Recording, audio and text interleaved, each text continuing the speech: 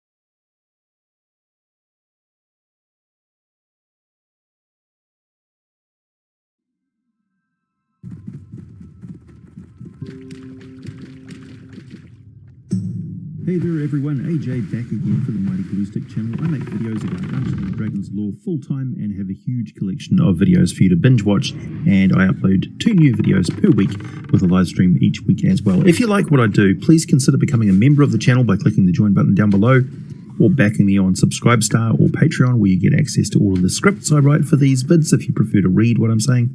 Also have a Discord server with an active community, and of course, if you think I've earned it, subscribe to the channel. We all know the chromatic dragons are the ones that can't shapeshift naturally into humanoid form to walk among the very creatures they feed on and would rule as tyrannical gods, right? Well, there are exceptions to that, quite a few of them, so I think it's best we start with one of the very worst, and a special viewer request. Dragons exist across all the environments of the prime material plane. The Echo realms of the Feywild, the Shadowfell, and the Realm of Dreams. You may not have heard of that one yet, but it's fully a thing, and we will be visiting there soon in a future video. The Inner Elemental and Border Elemental planes, the transitive planes of the Astral Sea and Ghostly Ethereal Plane, and many outer planes of the Afterlife. Those outer planes have many qualities that differ from the worlds of the prime material plane, one of which is they're not worlds, of course, they are realms, where things like distance and the acceptance of one alignment or another is determined by belief, faith, a multiversal collective narrative. They are realms of story just as much as the Feywild, realms of imagination just as much as the Realm of Dreams, and in the case of the so-called lower planes, they are places of nightmare that many good aligned folk see as nothing more than domains where souls go to be eternally punished for their worldly transgressions against right-minded living morals and ethics. I can't imagine that this is a place where people actually want to go. So what happens when you get a powerful draconic life form, normally chaotic evil, and top of the food chain, such as a red dragon, and hatch it within the unique and very lawful evil realms of the 9 hells of Baator? First of all, the plane is dominant in lawful evil. Beings that exist there are inexorably turned toward that way of thinking and feeling every moment of every hour that they're there. Every action that is good or chaotic is so much harder, the consequences so much worse, that it just becomes pointlessly futile and very dangerous to keep trying to resist the lawful evil. Creatures that are born and spend their living existence within the 9 hells, despite it being typical for their species to be certain other alignment, will always, well, almost always grow to adulthood with an alignment that matches that of the hells. And further, they have existed their whole lives in the vicious, calculated and selfish societies of the very home of lawful evil. So, in the case of the Red Dragon, you have a draconic creature that has the mind of Batizu, a devil. There is more though. The 9 hells is a foreign environment by its elemental nature as well, and dragons are creatures with a fundamental deep connection with the flow of elemental and magical energy within any plane that they inhabit. So what you end up with, given all the twists and unique traits influencing and shaping the Red Dragon over several centuries, is the Hellfire Worm. So sit back, grab a beverage, we're about to get deeply nerdy as we delve into the ecology and psychology of these apex threats. Within the 9 hells, there are boatloads of terrible monsters, not least of which is the devils themselves, but there are living creatures that exist within this realm of the afterlife, many of which have been deliberately brought to the blasted plains of Avernus, where they are set loose on the highly disciplined legions of devils in one of their frequent and intense training exercises. This is why there is such a diverse array of bones and refuse left all over the place among the ruins and broken landscapes. Avernus has most of the qualities of a spherical planet, though it may just have a deceptive curvature that goes on and on forever, so one can never circumnavigate the whole realm. I don't know if anyone has ever actually attempted that, or when it is much easier and safer to just teleport from one blighted murder zone to the next. Still, there are plenty of roaring convoys of hell engines that power their way across the salt flats and through dead forest, down twisted ravines and over windswept deserts, skirting around the worst parts of rumbling and fuming volcanic zones. Hellfire worms are kind of lost among the menagerie of horrific encounters one can run into out in the wastelands of Avernus, which is saying something. They pick their lairs well, learn to use their home terrain to their best advantage, and if they decide that an interloper is better off dead, there is very little chance those interlopers are going to survive. They're prepared well. When seen in their natural form, hellfire worms are huge dragons that look like a slightly longer-bodied, nightmarishly enhanced version of a red dragon that has been made from fire, lava, and brimstone. Large bone spikes rise out of their head and shoulders, while smoke continually drifts out from between their scales, which seem to float like molten lava across a massive, lean, and very muscular body. They have wings that are slightly longer and larger than red dragon, but have the same basic shape, and their black-rimmed eyes burn with a bright yellow heat. Anyone who is near them can smell a reeking scent of brimstone, ignited fireworks, and gunpowder. Mostly, though, you won't find most of the hellfire worms in the Nine Hells once they've survived into adulthood, as their services are, if you'll pardon the pun, in very hot demand on the Prime Material Plane as agents of the Nine Hells of Baator, thanks to their ability to live right amongst the mortal humanoid races. Monster Manual 2 for 3rd edition Dungeons & Dragons states the following. They are masterful power brokers, manipulating people and events in subtle ways. Hellfire worms can steer rulers to fight in unjust wars, or support unholy alliances, or even commit despotic acts against their own people. Hellfire worms entrench themselves in regional politics by using their knowledge, wealth, and persuasive abilities to force through their foul agendas. The typical worm does not limit its actions to any one kingdom, and it often has many different identities for each realm it visits. It takes great pains to hide its draconic form, usually assuming the shape of a charismatic tiefling, when dealing with humanoids and assassinating anyone who learns of its true identity. Hellfire worms retreat to secret lairs when not actively scheming.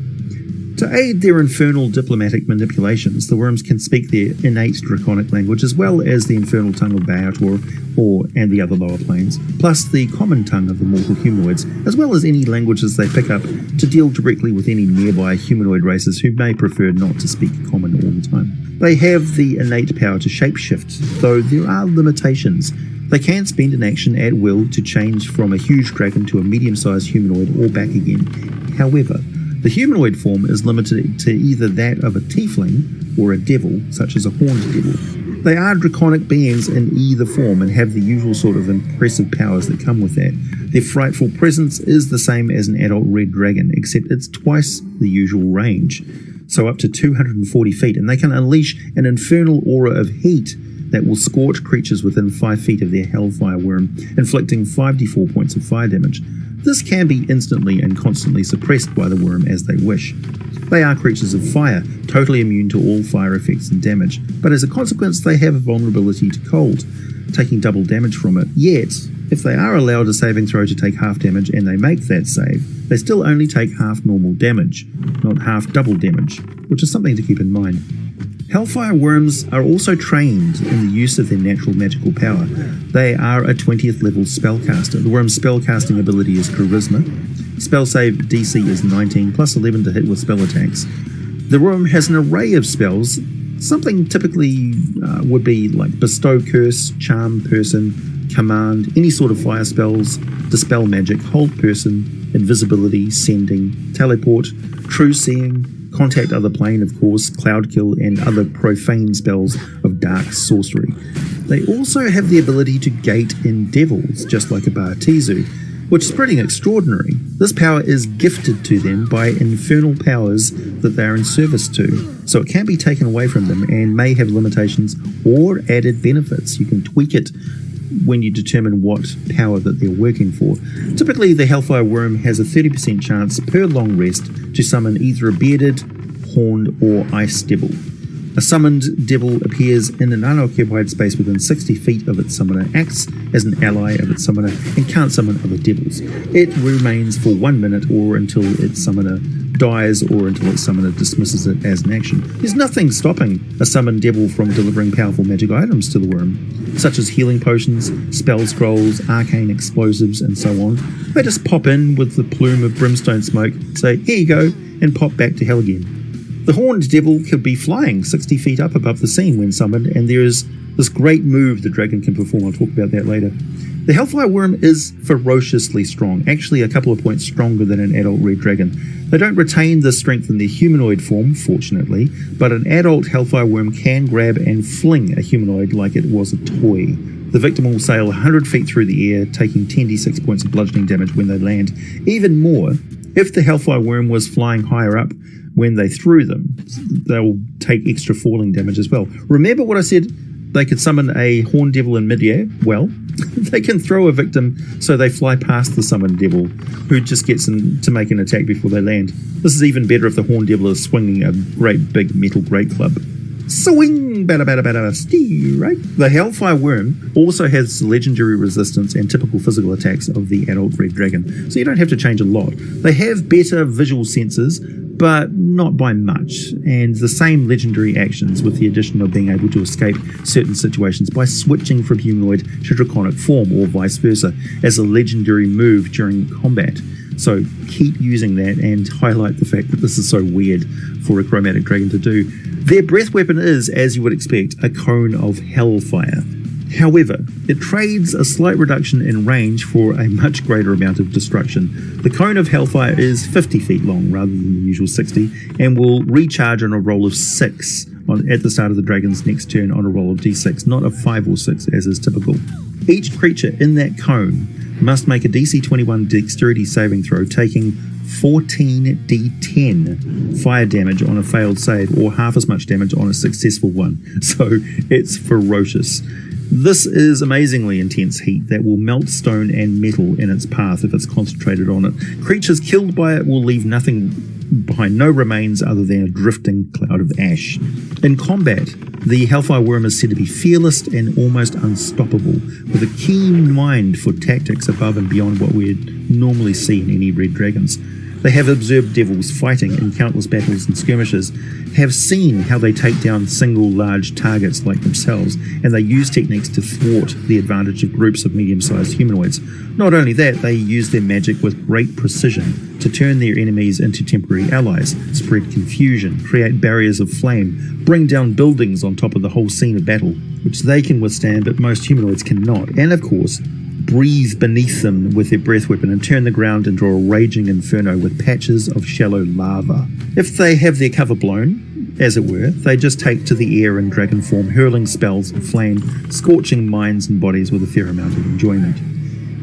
A lawful evil being with intelligence slightly higher than a red dragon, pushing 17 to 18 points. They are shrewd, highly manipulative, cunning and ruthless, but as is typical of the red dragons they are descended from, they are highly greedy, extremely vain, and have nothing but contempt for mortal beings of the material plane. They don't have much love for the devils, but they do respect the Lords of the Nine Hells' ability to acquire truly stunning amounts of wealth and power.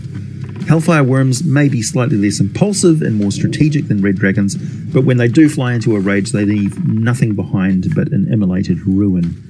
The red dragons are some of the most arrogant creatures in existence. The Hellfire Worms are tempered slightly by the many obligations and deals they usually have going on with the powers of hell in exchange for their own advancement, but they still consider themselves better than any ordinary red dragon, and admittedly, they're quite right. They see themselves as masters of both the living and dead realms, closer to Tiamat than others of their kind, save her consorts, and it's true, a lot of them live quite close by to Tiamat's lair. All other dragons should recognize this, they think, and pay them tribute.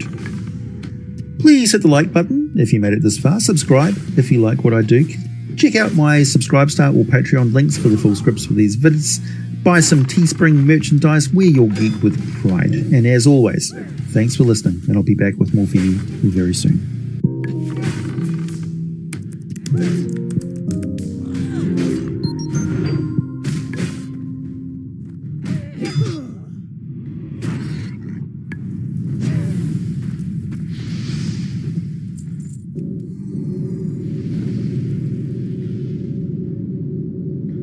Hey there everyone, AJ back again for the Mighty Gluestick channel. I make videos about Dungeons & Dragons lore full-time and have a collection of hundreds of monster ecology and strategy videos on my channel. I think I've got well over 600 now. If you like what I do, please consider becoming a member of the channel or backing me on Patreon and subscribing to me here as I upload at least twice a week.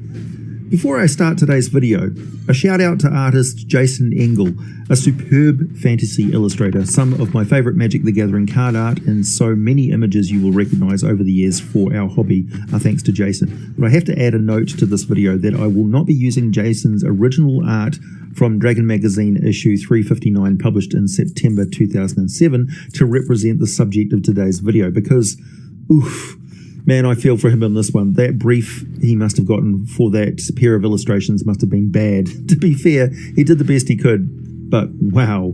I'll include them here for accuracy so you can see what I mean. The Time Dragon, and for the details of this super powerful dragon of beyond colossal size, they decided to literally take elements from clocks and style the dragon after them. Clocks. Like 2 spikes on the tail, one long and one short to represent the hands of a clock? That's just stupid. So no, I'll be using other artwork during the video. Thank you very much. No offense intended to Jason. I love your work. Today I present to you the lore of the Time Dragon, created by Mike MacArthur.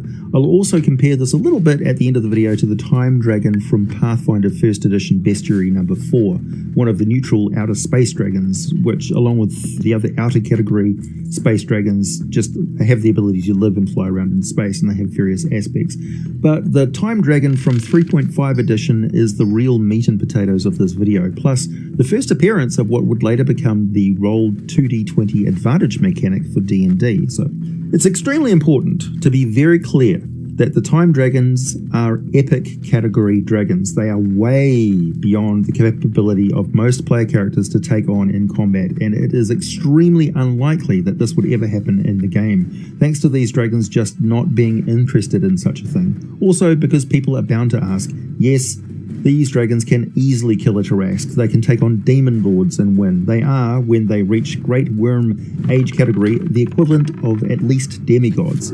They are very, very powerful. Most likely the most powerful type of dragons in the multiverse, short of the Dragon Pantheon. Time Dragons, like the other epic dragons, are size category huge, even when they are freshly hatched wormlings. They also have a lot of the special qualities and abilities that lesser dragons have to live for centuries to acquire, such as innate spell knowledge, a resistance to magical attacks, and frightful presence. As they age, their sorcery allows them to easily enhance their spells with metamagic empowerment, and their supernatural powers to consume, manipulate, and travel through time are far beyond anything most other dragons can do. Like all true dragons, Time Dragons, also known as Chronology Dragons, Epoch Dragons, or Ageless Dragons, have 12 distinct age categories, and they only get more powerful with age rather than reaching middle years and deteriorating like we do. They don't conform to the alignment division of metallic and chromatic dragons. They are generally neutral, and they have a full range of personality types. But as a rule, they have no society. They live apart from one another and mortal creatures, preferring to spend what little social time they have with powerful immortals and gods. When they do gather, it is expressly for the purpose of mating, and they do so in groups of 4 to 10. Once every 1,000 years, staying together in one location until all the females have been fertilized and they then disband, likely never seeing one another again. Where the females lay their eggs, exact method they use to incubate them, or how long the gestation and incubation times are is unknown. When the wormlings hatch, they appear silvery white and then darken and gain more individual appearance as they age, but the scales remain quite smooth in appearance throughout their life, and they are unlike other dragons in that there is quite a bit of variation in the placement and growth of horns from their head and body. I suppose the most distinctive and recognizable trait is their sheer size and power. Everything else about them is quite individual to them, so basically, if you find some really awesome huge dragon picture, just go with what you prefer, or use the images for the Pathfinder Time Dragon or the ones that I provide here. That's fine. One of the most mobile of the dragon species, Time Dragons rarely put much effort into gathering or even protecting their hoards. They have very little interest in coins or even gems, but they do collect lore, artifacts, magic items, and artistic objects of great value. They will do so over and over again throughout their very long lives. They are always on the lookout for truly amazing and highly accurate timekeeping devices, collecting them like a mad scientist time machine inventor in some cases, but just out of curiosity in other cases. When they reach a level of maturity where they can finally travel through time, they'll typically establish a lair in the prehistory or far future of a world where there are no humanoids around to pilfer their lair or pester them with their fleeting dramas and ambitions. From their perspective, anything less than the most powerful archmages are little more than sprites by comparison to their size and power. The mightiest empires of humanity are nothing more than interesting bookmarks in the roll of eons as they traverse at their leisure. Time dragons younger than great worms can go many months without eating anything, but doing so makes them lethargic and grumpy. So they'll browse on trees and rich soil along fertile rivers, not bothering to hunt down creatures to eat, as most creatures are just too small to need much of a meal anyway. Only serious disasters and other creatures can kill a time dragon. The passage of time obviously can't. So they are the only dragons beside the Dragon Pantheon that are immortal. At the time the Dragon Magazine article was published in 2007, the convention was that size categories maxed out at one step beyond Colossal. They call this simply Colossal Plus, and no additional stats were assigned to larger creatures or objects. However, back in the D&D Basic Immortal set and in Spelljammer, there are categories beyond Colossal, and I made an extended chart which will be handy when dealing with how big these dragons get, and dealing with super huge spaceships and things like that. So a combat encounter with a Wyrmling Time Dragon for 5th edition just used the stat block of an adult red dragon, except it will have different special abilities. The breath of a time dragon comes in two types, either a line of ravaged time or a cone of time expulsion. The cone of time expulsion is really easy to manage. The targets within the area of effect must make a Constitution saving throw. In both cases, the minimum DC would be 24 for the Wyrmling breath weapon. If they make the save, they're fine. If they fail, they appear to just vanish. Onlookers who have never seen this before will think that the breath weapon of incomprehensible misty bright radiance just vaporized any who failed the saving throw with no trace of them remaining. However, what it actually does is throw the targets forward in time. For each age category of the dragon, the targets are thrown forward one round. So if an adult time dragon unleashes a 70-foot cone of temporal energy, the victims will suddenly find themselves 6 combat rounds in the future, which is enough to make the time dragon highly formidable in and of itself. You can allow the player characters caught up by this to make a wisdom saving throw at the end of each round to see if they can pop back into the current time, if you feel merciful. And that's just the first ability it has. The Wyrmling cone reaches only 50 feet, but a great worm can blast it out over 80 feet. The line of ravaging time will age anything caught in the 5-foot high and 5-foot wide line, which reaches 100 feet for the Wyrmling and over 160 feet for the great worm. Again, minimum Constitution saving throw is DC 24 for the Wyrmling. Those who fail it are aged as though they had just lost several years of life per age category of the Time Dragon. I think the best way to represent this in 5th edition is to impose one level of exhaustion and reduce the victim's maximum hit points by the roll of one of their hit dice per age category of the dragon. That's the player character's hit dice, so whatever hit dice they use for their character class. While objects simply lose 1 point of armor class and 10% of their hit points per age category of the dragon. Obviously, this can kill things and make them crumble into dust. The age effect can be reversed with a greater restoration spell, but only within 24 hours of it occurring. For objects, it can be reversed with a simple mending spell in most cases. A time dragon emerges from its egg with an innate level of control over the flow of time and the rate it moves through it, so that even a hatchling can accelerate its actions relative to the actions of others. As a free action, the dragon can act as though under the influence of a haste spell for up to 5 rounds per day, and those rounds can be spaced out however the dragon desires. The haste spell provides +2 armor class and advantage on dexterity saving throws, and it gains an additional action on each of its turns. That action can only be used to take the attack, one weapon attack only, dash, disengage, hide, or use an object action. Plus, all time dragons are completely immune to any slow effects, so it suffers no penalty when it stops being hasted. Even as a Wyrmling, the dragons have the power to use Time Stop, as per the 9th level spell, at will. However, they do need to wait 2d4 rounds before they can use it again. With Time Stop, the dragon can briefly stop the flow of time for everyone but itself. No time passes for other creatures, while the dragon takes 1d4 plus 1 turns in a row, during which it can use actions and move as normal. The spell ends if one of the actions of the dragon uses during this period, or any effects that it creates during this period, affects a creature other than the dragon, or an object being worn or carried by someone other than the dragon. In addition, the spell ends if the dragon moves to a space more than 1,000 feet away from where it's created this effect. As mentioned, they have the spellcasting ability from hatching, with a caster level the same as a 4th level draconic sorcerer as Wyrmlings, advancing by 3 caster levels per age category they obtain. By the very first advancement from Wyrmling to very young category, they obtain the Draconic Surge ability, which allows them to, once per day, as a bonus action, borrow some time from the future and make an additional standard action or move action during their turn. An old or older category Time Dragon can do this twice per 24 hours. In addition to their own hastening, they can now cast Slow at will as a spell-like effect, which they can use with pinpoint control, along with the full range of physical attacks and their other normal spellcraft from the levels of sorcery.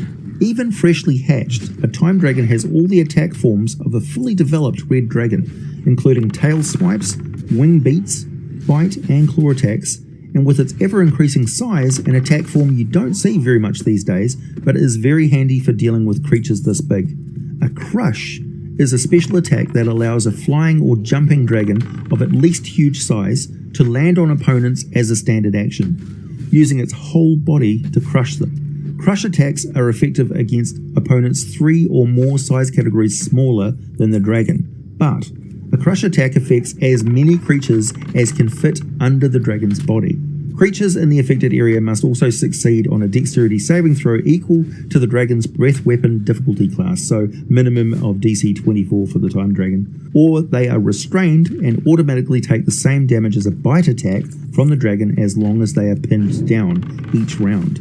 The dragon can either get up and let them go the next round, or maintain its position, in which case it is resolved the same way as a normal grapple attack, and yes, you apply the dragon's strength bonus to the damage it does with this attack. By its adult stage, the Time Dragon is now colossal in size, and its powers are expanding. From this point on, the Time Dragon operates continuously under a haste spell-like effect, without the ability to willfully suppress it. Even if dispelled, the effect will immediately resume at the start of the dragon's next turn without any action or thought required on its part. Before reaching adult stage, the dragon had to wait at least 2d4 rounds between uses of its time stop. Now they can do it every 1d4 rounds. By the ancient growth stage, the dragon can now emanate a slowing aura. This is indicative of not just its godlike control of time around it, but also a small amount of control of space in close proximity. For each age category of the dragon, this aura extends 10 feet, so at least 100 feet for the ancient dragon, up to a maximum of 120 feet aura for the great worm. With the expenditure of a free action, the dragon activates the aura for that round. It can do this up to 10 rounds per day in total. It doesn't have to use all of these rounds at once.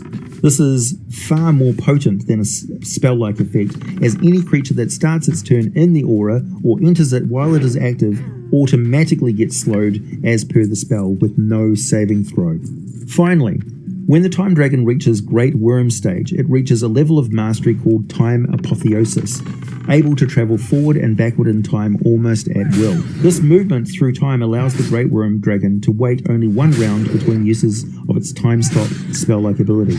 In addition, a Great Worm Time Dragon becomes immune to any spell effect with a duration greater than instantaneous cast on it by another creature, as well as effects that can affect it over time or that require the passage of time, such as dehydration, disease, poison, and starvation. It's not immune to its own spell effects, of course. Because a Great Worm Time Dragon can make forays into the past and possible futures, it rolls 2d20 for every single d20 roll it makes, and takes the better of the two results. This is actually the first instance I've seen of the advantage mechanic that would later become such a core aspect of 5th edition Dungeons & Dragons, though I don't know if it was in any way responsible for it. Who can say? Actual time travel is something that requires preparation and is not something that a dragon ever does in combat situations. The process is way beyond most mortal humanoids. However, the Time Dragon article directs readers to check out the Chronomancy sidebar on page 77 of Dragon Magazine 350, published December 2006. So let's take a look at that bit, shall we? And I quote, Aside from the offered suggestions, no hard rules exist in Dungeons & Dragons for time travel. This is largely because the characters wandering the breadth of fantasy eras can quickly send a game in limitless and largely unpredictable directions. Even with the limits this article applies to chronomancers, because this article is from an article about chronomancers, no spell allows you to merely skip back and do over your last turn or actually travel through the ages. An actual jaunt through time could completely derail an unprepared DM's campaigns. Thus, DMs are advised not to make this decision to add time travel to their games without carefully considering the effects. Player characters with the power to skip through the ages can weaken a Dungeon Master's control over the game, ultimately making it less fun to play. I'd say that is true of published and structured adventures and organised play, for sure. But freeform style sandbox games with dungeon masters who are perfectly capable to wing it with random generation tables and just riffing along with the player character's antics is absolutely nothing wrong with time travel. Embrace the chaos, I say. Okay, back to the text. This warning aside, some of the most popular stories in D&D have involved past ages and time travel. Dragonlance's War of the Twins novels saw characters travelling back and forth through the ages. The Forgotten Realms Arcane Age subsetting allows players to explore a time of incredible powerful magical empires, long ruined in the modern campaign setting. Even the classic Expedition to the Barrier Peaks adventure, while lacking actual time travel, has memorable elements of future technologies. We have laser guns in the Dungeons Master's Guide for a reason, my friends. Future tech is indistinguishable from spell-like effects. It's very easy to include in the game. Time travel raises questions on how visitors to past eras might affect those who come after. While movies like Back to the Future show characters leaping back and forth through the time to correct the results of their actions, Ray Bradbury's short story The Sound of Thunder shows that even the most subtle interference with the past can have unimaginably far-reaching effects. On the other hand, Dragonlance posits that most changes to the past have minimal effects on the current timeline, and the flow of years is largely stable. The novel Stamping Butterflies by Jim Grimwood even proposes that events in the future can alter the past. Well, my advice is always to keep it simple and make time very robust in your games. The players should know damn well when they have seriously messed up the future with their actions, but I'd have them insulated from these changes, because when they travel to the past, they become a part of it. Thus, the past becomes their new present. Even if they blew up the city that their great-grandparents are living in and technically erased their own origin, they don't suddenly vanish, because the past is now their present. However, if they travel forward to where they started off, the world will no longer know that they existed. Thus, the paradox is avoided while also basically included in the game story. You can come up with your own system for doing this. If you're dealing with time dragons, then there are probably other temporal agents, entities, and gods zipping around with their own agenda that the players can get involved with. The last part of the article says, currently no spell, artifact, or creature in D&D can time travel over a span of years. Well, that didn't last long. Some creatures come close to actual time travel, such as the Fane from the Epic Level Handbook. You should check out my video on them. Even those with high-level creatures are shackled through the laws of the ages. If you wish to add time travel to your game, there are several ways that it can be accomplished. Regarding magic, a spell allowing time travel should be nothing less than an epic level incantation, or the purview of an item of artifact level power. It might also function in a similar way to planar portals, being merely a gate to another age, past or future, and probably including the same perils of planar travel. Alternatively, time travel might be the purview of deities of travel and time, such as Lendor in Greyhawk, and perhaps Finder Wyvernspur or Yergel in the Forgotten Realms, and Orion in Eberron. Overall, the ability to travel through time should remain in the hands of the Dungeon Master and be customized to suit the needs of the campaign. Okay, let's take a look at the Outer Dragon of Time in Pathfinder 1st Edition, Bestiary 4. Guardians of History. Time Dragons are the most powerful of the Outer Dragons, watchers and waiters. Time Dragons guard the universe against those who would interfere with the natural temporal order. The ancient Time Dragon is challenge rating 20, gargantuan, neutral alignment, armor class 37, 418 hit points, damage reduction 15, breathes a cone of electricity out to 60 feet, and has some divination like spell abilities and sorcerer spells, and the following abilities.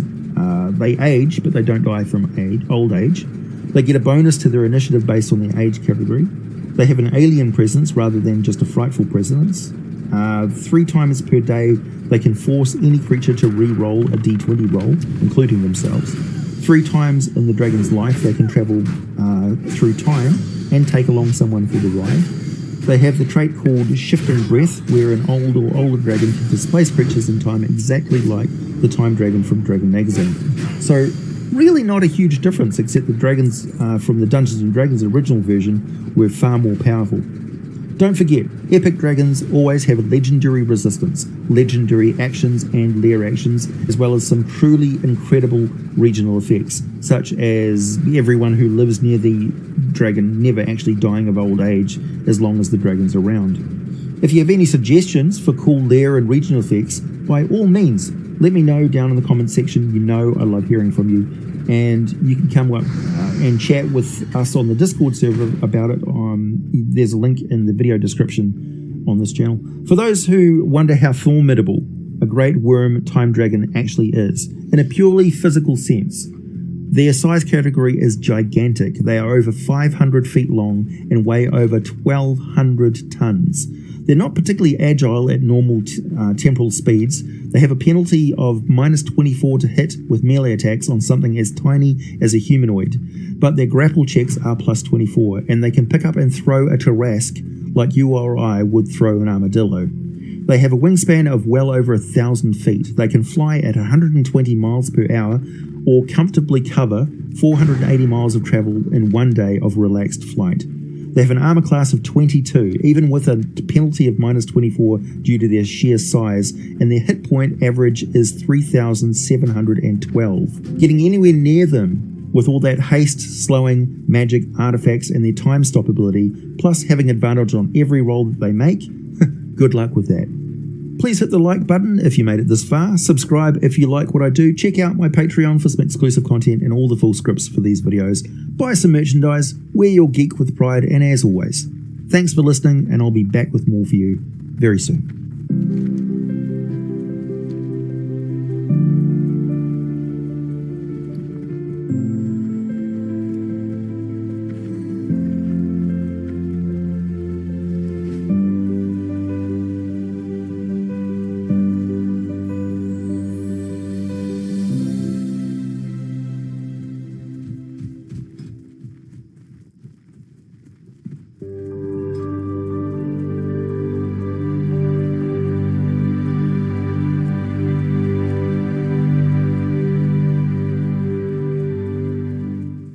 Hey there everyone, AJ back again for the Mighty Glue Stick channel. I make videos about Dungeons & Dragons lore full time and have a collection of over 600 videos on monster ecology, fantasy world history, character classes and magic items on my channel.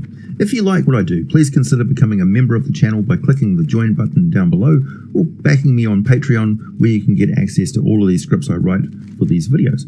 Members of either also become members of the Secretive Gluminati on the Discord server for the channel, and of course subscribing to me here as I upload at least twice a week and have a live stream every weekend.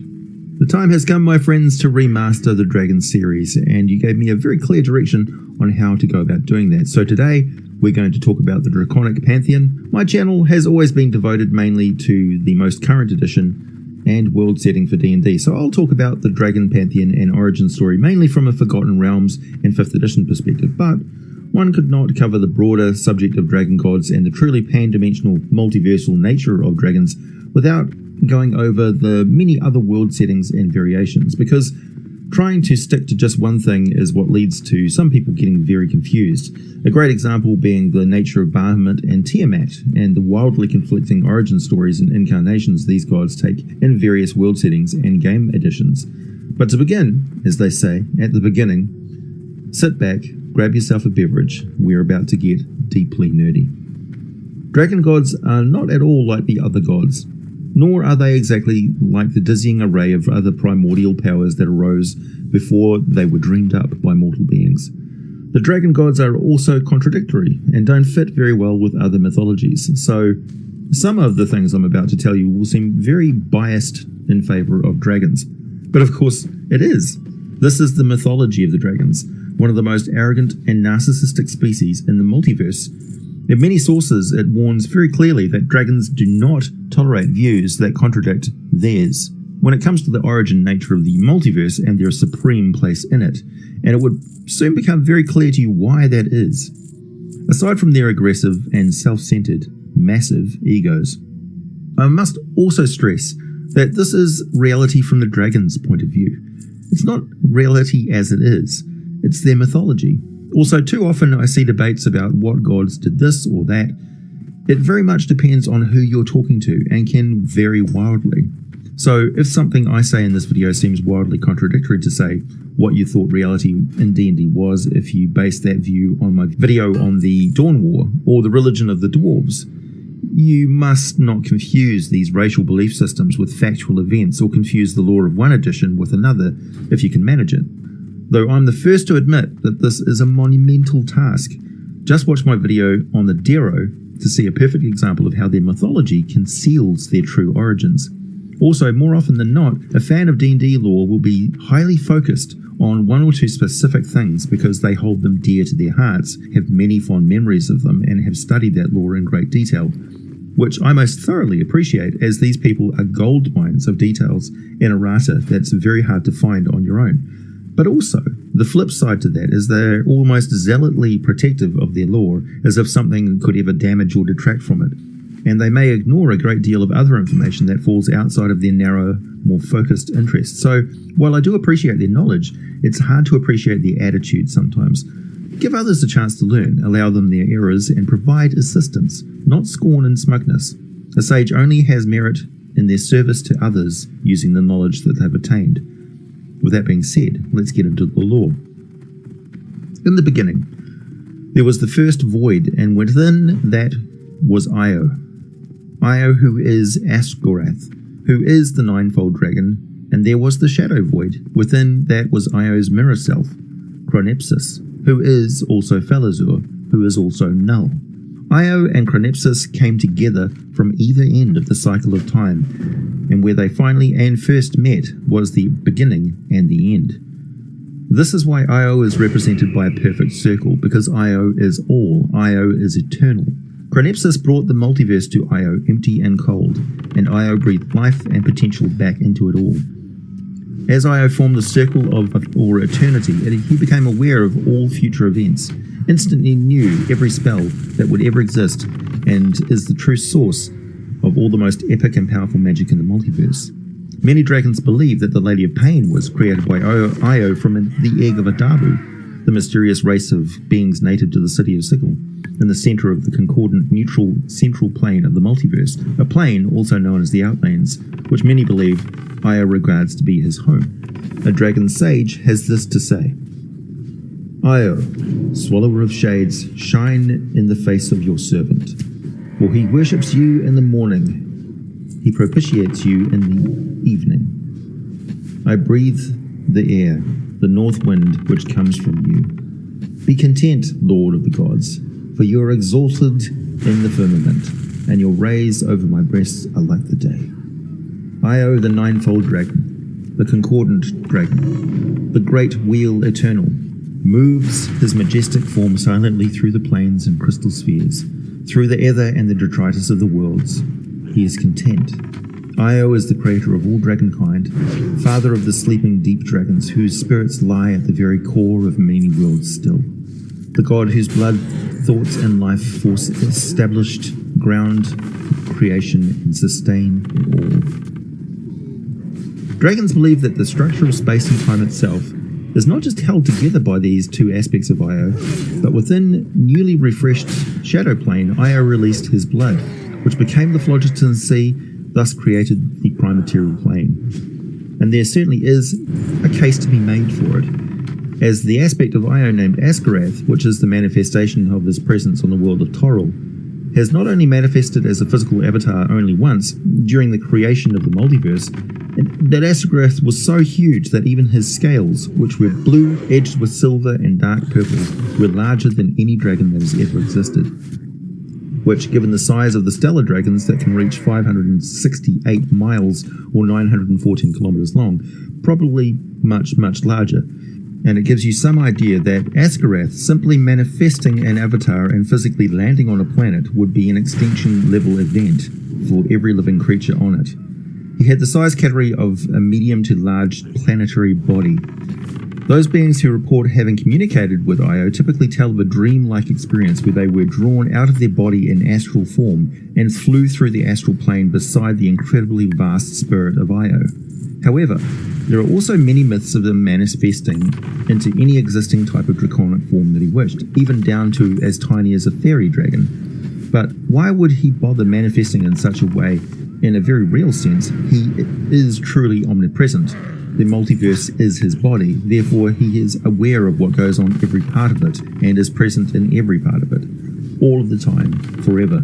It gives some further insight into dragons that, as direct creations of Askarath, they are perfect and everything in the universe is basically their god and their property. The hoard of a dragon is not just wealth to it, the very material is sacred to the dragon. But I'm on a bit of a tangent here, let's get back to the serpent pantheon. Monster Mythology, written by Carl Sargent and published by TSR in 1992, has this to say about the serpent gods of the reptilian and draconic races. And I'm quoting pages 97 and 98 here directly. The gods of the reptilian and amphibious creatures of the worlds include a powerful central group who, in myth, stand outside the rest of creation. These deities are seen as ancient to the point of timeless, primeval powers. They are not associated with other gods of other races. They do not create worlds or modify them much. They simply have their being unto themselves. This tends to make them more aloof from their cold-blooded worshippers than most gods, and they are usually slow to react to changes, even across decades and centuries. One consequence of this is that their races are often in a process of slow but remorseless decline, the Koatoa being an excellent example. These deities are usually regarded as being very wise, especially in their knowledge of very ancient and buried magic. They're often intensely magical in nature themselves, but they conceal these secrets and remain silent. Their group contains primarily 4 deities who form 2 pairs: Mershulk, god of the Oanti, and Blibdulpulp, the Koatoan goddess, are both gods of declining races who are themselves fairly inactive and somewhat uncaring.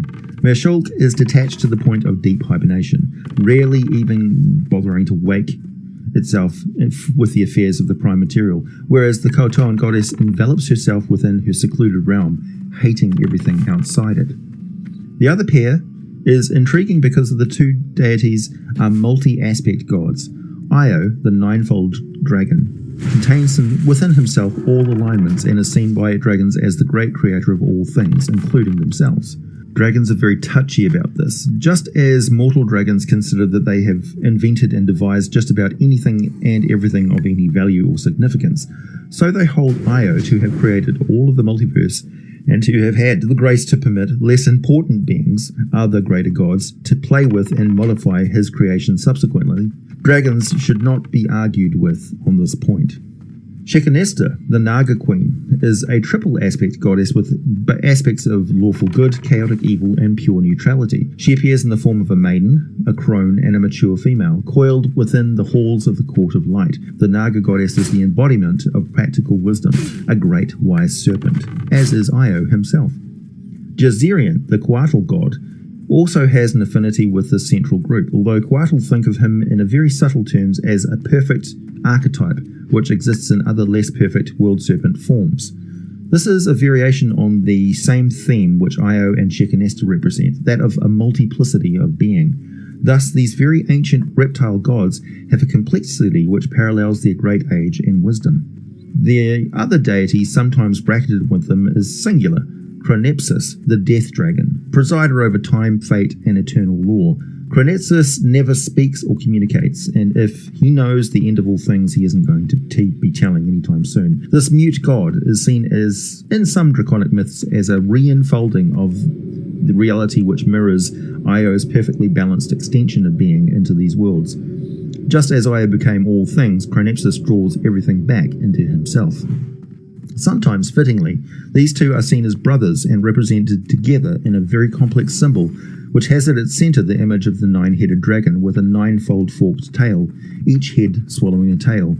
Both Io and Shekinesta have servitor deities, errant children of the opposite sex, who are playful, wayward, and sometimes willing to allow mortals a peek into the secrets their powerful parents guard carefully. Io's daughter, Asterinian, is chaotic, flighty, playful, and laughing, and has nothing of the gravity of her mighty father.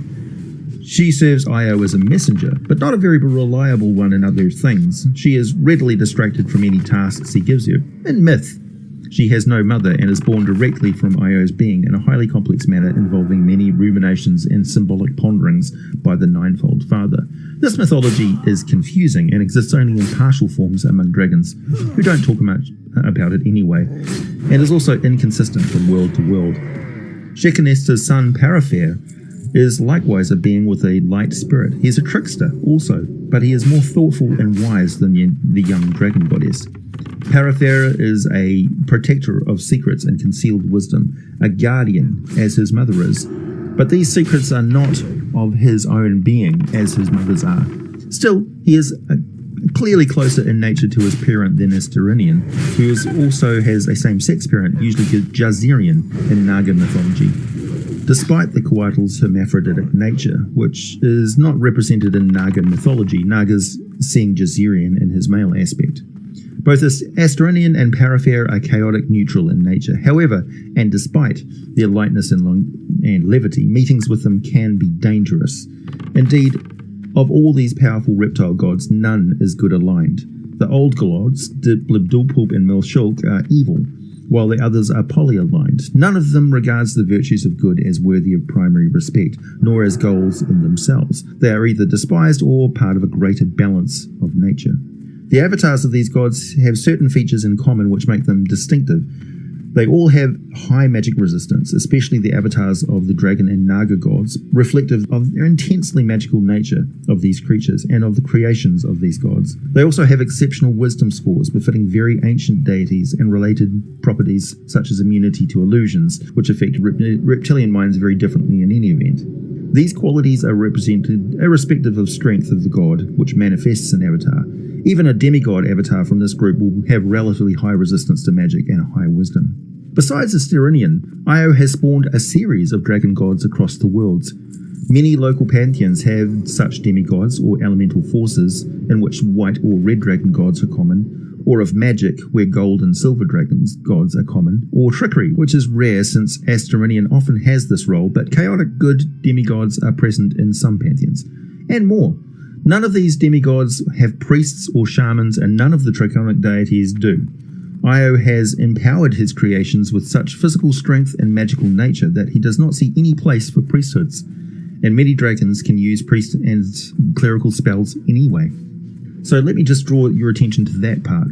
Dragons feel no need to become the equivalent of a cleric or paladin of any draconic god. Dragonborn certainly do, as do some kobolds and such, but true dragons do not. The countless minor draconic demigods are of no great concern. The mythology and lore for them would fill 1,000 libraries. No. What we're looking into is the archetypical dragon gods and the 3 other children of the ninefold dragon, all born of his own being, are important enough to be considered. Bahamut, the glorious and resplendent platinum dragon, is lord of gold and silver dragons and a powerful upholder of the values of lawful good. He is something of his parents' detachment and is not eager to involve himself directly in the affairs of the prime material plane, but unlike Io, he is watchful and encourages worshippers. Bahamut even has a handful of human and demi-human worshippers in some worlds. Certainly, on the planet Toril, this is the case. And in human myth, he often keeps a special watch over paladins of exceptional nobility. Tiamat, his lawful evil sister, is a different creature altogether. She is the embodiment of the most organized and powerful evil within Io, mirroring Bahamut, who is a near-perfect actualization of Io's best goodness. Tiamat has taken up residence in the Hells and enjoys life there insomuch as this victorious brute can be said to enjoy anything. She struts about, proclaiming herself as the creator of all evil dragons. She's often seen as having dwelt for a long time in the prime material, and her time there is marked by her role as the despoiler, but also as a creature powerful in magic, and even with a fertility aspect due to her fecund nature. After this time she withdrew to the Hells, and many races have a myth which tells of her banishment. Different myths, though, have many different gods responsible for this banishment. Bahamut is assisted by a sun or a sky god in banishing Tiamat, But this is a different god from world to world for the most part. Falazur, the Night Dragon, is in some ways the most dangerous and sinister of Io's great broods. Gravely beautiful in his perfect black and deep blue scales, a handsome dragon of shadows and illusion, is a brilliant, gifted master of disguise who keeps his own counsels and has not the recklessness of Tiamat. Falazur has a complex magical metabolism, for his own beauty and perfection require a constant stream of death for their sustenance, while the shells of the creatures he slays become the undead creatures the dragon has for an entourage. Much more than any other dragon god, Falazur has become intimately involved in the affairs of other races, providing they have lives and souls to steal for his own sustenance. Falazur is an evolving evil, one developing more powers related to undeath, energy-draining, rotting disease and the like, one whose life force is entirely dependent on the death of others. So, if I may interject here, in that respect, Falazur is like the Slardy god Igor, in that his power is growing as entropy increases in the multiverse over time. Of course, Igor is doing it backwards. There are many stories told by sages of the interrelation of life forces and strength of gods and mortals, but nothing is as dreadful as Falazur's leeching of worlds and souls. Io gave birth to a truly terrifying beauty in the sleek and ever-smiling Night Dragon. If I may go on a little tangent here, those of you who watched my video on Vecna will know that a primal serpent demigod whom Vecna's mother served in life also became the source of much of the deep and forbidden magical knowledge that Vecna attained while he was a mortal being. I suspect strongly that this was an aspect of the serpent demigod Parafair. Parafair is a guardian of magical secrets and hidden places, usually far below the ground, and he serves more than any god in this way both his own mother Shekinesta and very diverse assortment of other gods, including even such unlikely candidates as Damathoin of the dwarves. Parafair's role is not to prevent access to such secrets and magic entirely, though rather he tests the wisdom and resourcefulness of those who come seeking. He places non-lethal traps, decoys, diversions, mazes, cryptic clues, and the like to challenge the adventurous. He will himself present riddles and puzzles which demand an answer if he is to permit questers to pass him by. He is unconcerned with morality or ethics, simply caring for the mental resourcefulness and the skill. This is echoed throughout so many practices of magical learning that it is as if Parafair is the original architect of the relationship between mystical master and their adept student. Parafair does have one weakness, however, which is shared by a great many dragons and I imagine a great many wizards as well.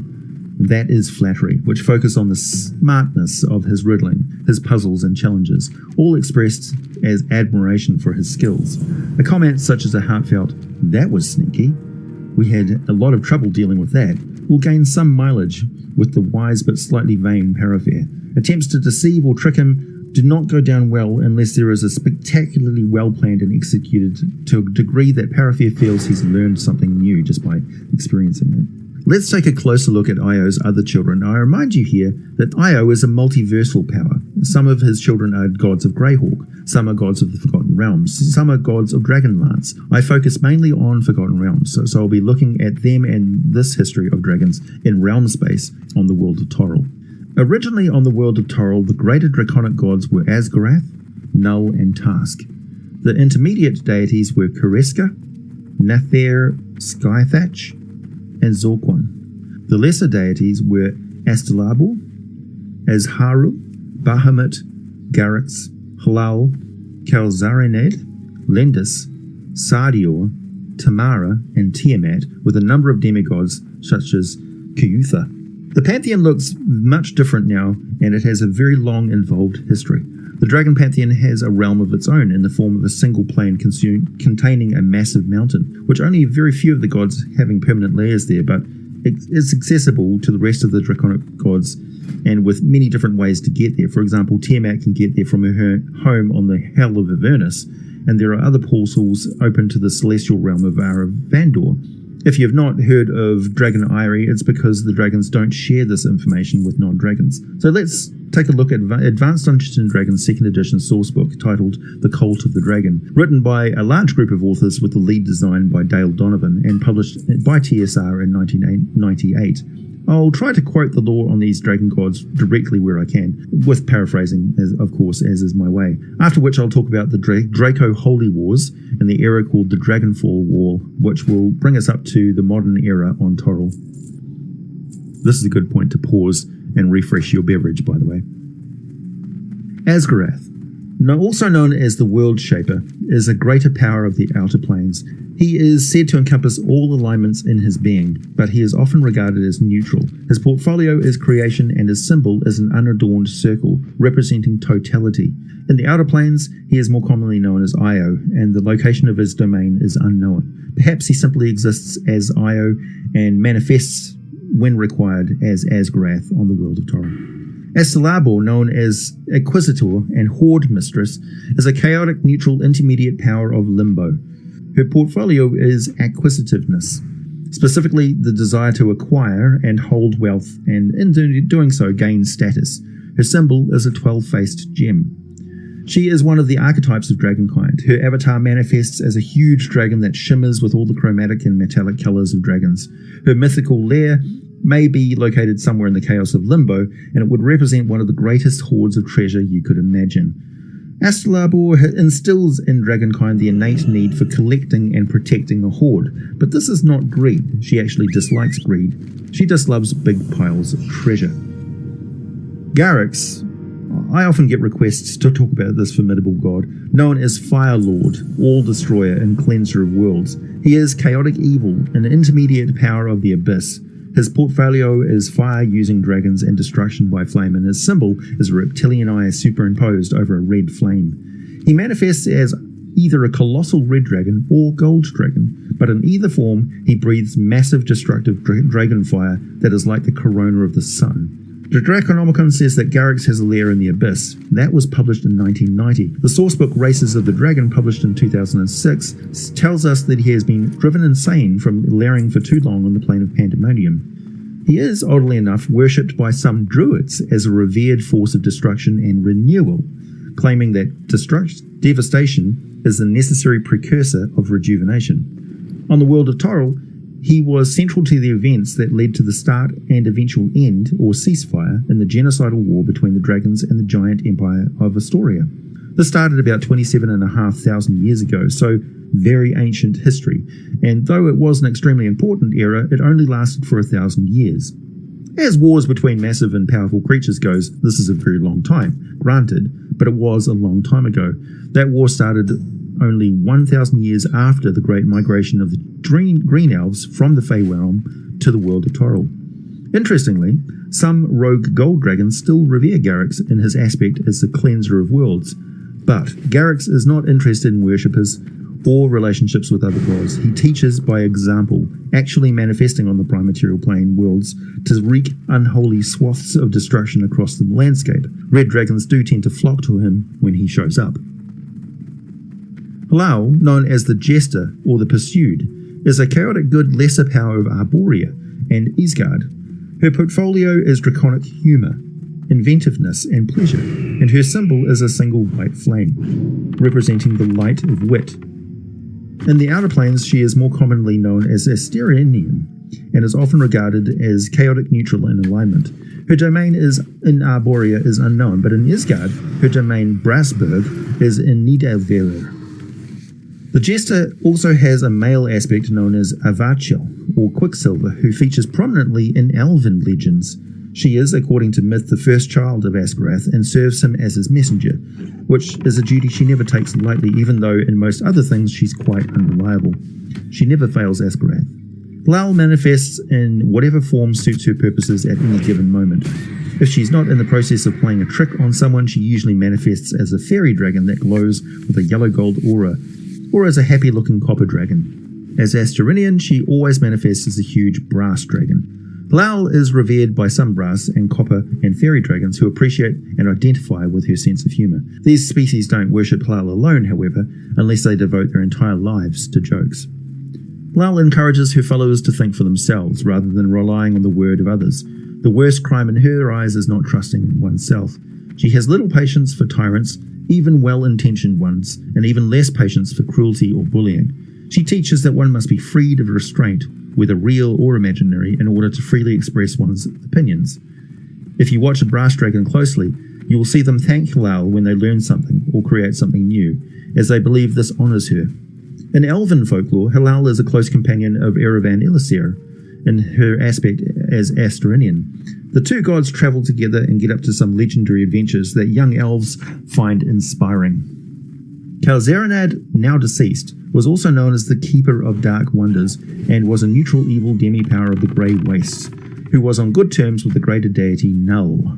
His portfolio was dragon magic, specifically the uncaring, evil, or selfish application of dragon magic. His symbol was a 5-pointed star encircled by a dragon grabbing its own tail in its mouth. Kalzarinad is said to have aided Samasta in creating the first Draculich. In 1358 DR, the dragon goddess Kareska subsumed the entirety of his portfolio and worshippers. Kalzarinad's corpse appeared in the astral plane shortly after. Null may also have been gifted with the secrets of creating undead Draculiches after Kalzarinad's passing. Kareska, known as the Wonderbringer or Light of Magic, is a chaotic neutral intermediate power of Limbo. Her portfolio is magic, specifically dragon magic, and magical creativity. Her symbol is a 5-pointed star with the lower 2 points extended. She is the dragon who first taught dragonkind how to wield magic, and is able to empower any draconic creature with whatever level of spellcasting abilities she wished it to have. A sure sign she was showing favour to a draconic creature is its sudden ability to cast spells or use spell-like abilities, so, understandably, she's revered by dragons of all kinds. She most often shows favour to draconic beings who are particularly devoted to researching new spells, have a talent for it, and who frequently invoke her name in the hopes that she will imbue them with her power. Her natural form is unknown, but when she manifests it can be as any kind of dragon. However, she is always surrounded by a pulsating aura of extremely potent magical power. Lendis, known as the Scale of Justice, the Balancer, the Weigher of Lives, and the World Shaper, is a lawful, neutral, intermediate power of the celestial plane of Nirvana. His portfolio is balance and justice, and his symbol is a sword balanced on a needle's point.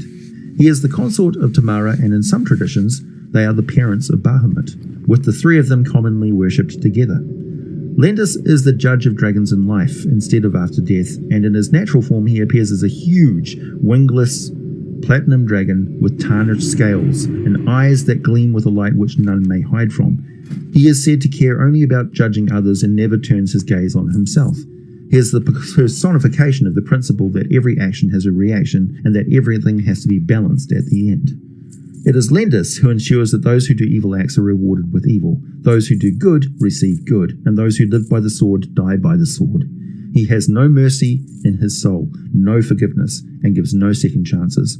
As an arbiter of dragonkind, Lendis serves as judge, jury, and executioner. When a dragon commits an injustice against all dragons, Lendis, or one of his Great Worm followers, goes to dispatch appropriate justice.